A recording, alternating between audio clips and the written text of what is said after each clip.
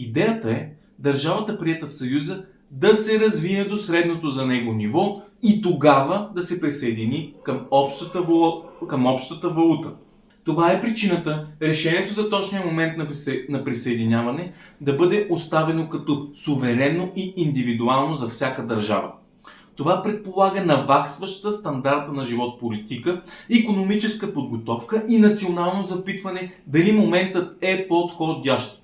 Въпросът, уважаеми зрители, никога не е бил дали да влезем. Въпросът винаги е бил кога това ще бъде следващото ниво развитие за нас, а не бомба с закъснител за спекула и инфлация.